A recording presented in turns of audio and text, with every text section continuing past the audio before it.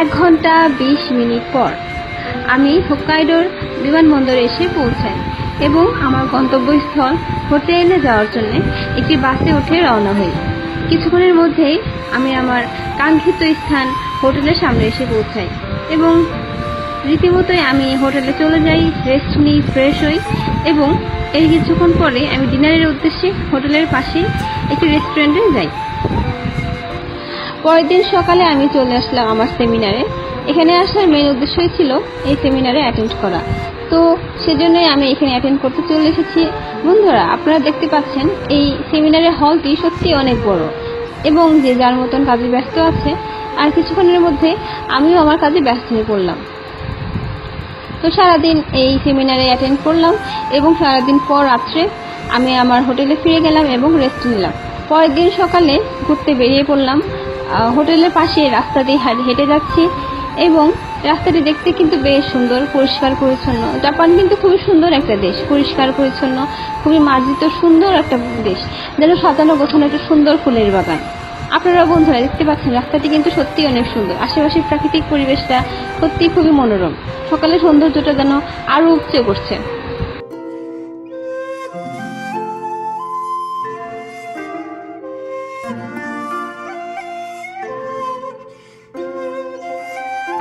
কিছুক্ষণ হাঁটার পরে আমি হোটেলের পাশে একটি মাছের বাজারে ঢুকলাম। আমি মাছের বাজারে ঢোকার আগে একটি টি স্টলে গেলাম এবং সেখানে যে একটু চা পান করলাম। চাটি কিন্তু খুবই তিক্ত, আমার কাছে একটু ভালো লাগেনি। এই চাটিকে জাপানিতে বলে ওচা, আর এর থেকেও যেটা গাঢ় সেটাকে বলা হয় পুরো ওরন চা। তো আমি ওচাই নিলাম, কিন্তু তারপরেও এই স্বাদটা খুবই বাজে। জানি না আমার জাপানের বন্ধুরা এই চাটা কিভাবে উপভোগ করে।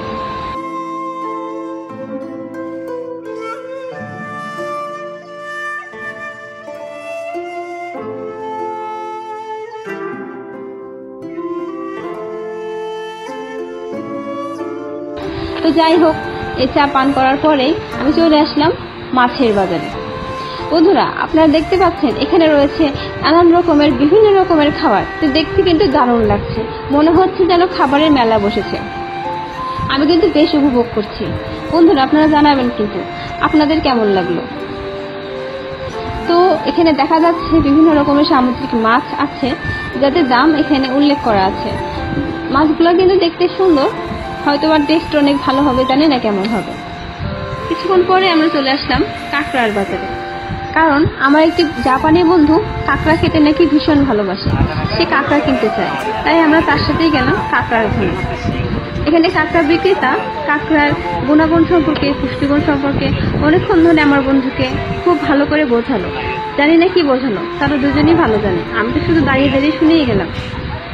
তো আমার বন্ধুটি কাঁকড়া কিনবে বলে চলে গেল কাঁকড়ার মেন জায়গায়। সেখানে সে কাঁকড়া বাছাই করছে এবং আমার বন্ধুর কাঁকড়া বিক্রেতাটি অনেক কিছু তাকে বোঝালো। কি যে বোঝালো সবই শুধু আমার মাথার উপর দিয়ে গেল। তো যাই হোক, আপনারাও শুনেন কি বললো। তো আমরা বাজারটি অনেকক্ষণ ঘুরে দেখলাম, খুব সুন্দরভাবে সাজানো, আমার কাছে খুবই ভালো লেগেছে।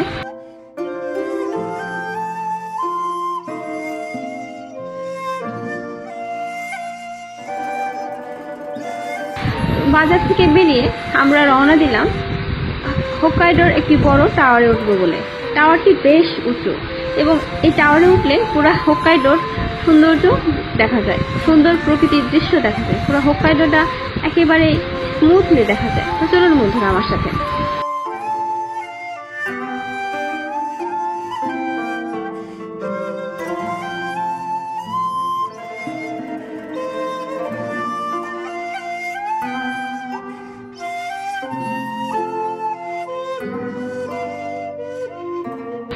এই যে আমি রাস্তা দিয়ে হেঁটে যাচ্ছি এবং আপনারা দেখতে পাচ্ছেন এই যে লম্বা উঁচু একটি টাওয়ার, আমরা এই টাওয়ারে উঠবো। তো চলুন বন্ধুরা যাওয়া যাক।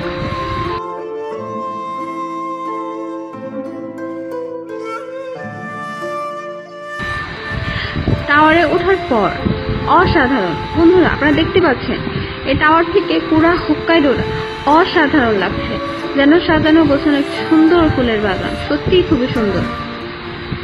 তো বন্ধুরা উপভোগ করুন হোক্কাইডোর সুন্দর এই পরিবেশটি।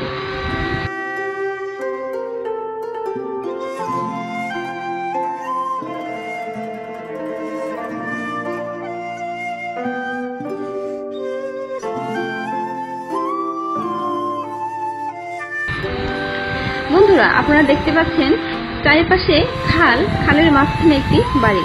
বলেন তো বাড়িটা কিসের? হ্যাঁ, বাড়িটি হচ্ছে জাপানের সামুরাই সম্প্রদায়ের শেষ চিহ্ন। হ্যাঁ বন্ধুরা, আপনারা ঠিক শুনেছেন, এটি হচ্ছে জাপানের শেষ সামুরাই বাড়ি।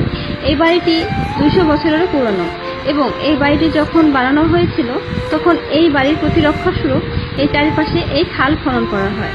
তো বন্ধুরা, খালটি কিন্তু এখন দেখতে খুব সুন্দর লাগছে এবং খুব সুন্দরভাবে সাজিয়ে রেখেছে। বন্ধুরা, আপনারা দেখছেন এখানে এই সামুরাই সম্প্রদায়ের বাড়ির নকশাটি খুব স্পষ্টভাবে দেখা যাচ্ছে।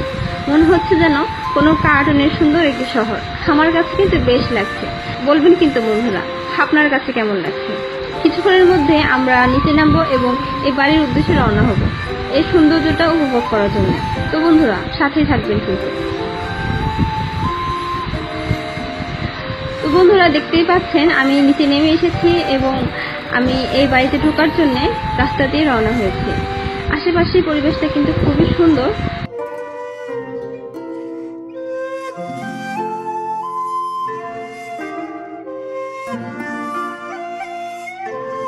বন্ধুরা, এই যে আপনারা কিন্তু দেখতে পাচ্ছেন, এই সেই বাড়িটি যেটি আমরা টাওয়ারের উপর থেকে দেখেছিলাম।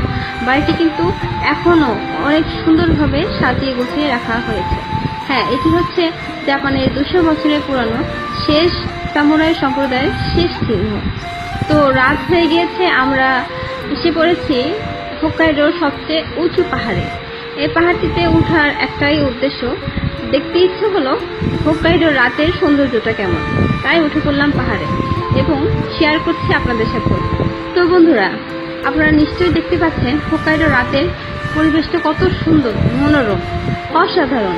সত্যিই কিন্তু অসাধারণ। আমার তো শুধু তাকিয়ে থাকতেই ইচ্ছে করছে। আপনাদের কেমন মনে হচ্ছে? উপভোগ করুন বন্ধুরা।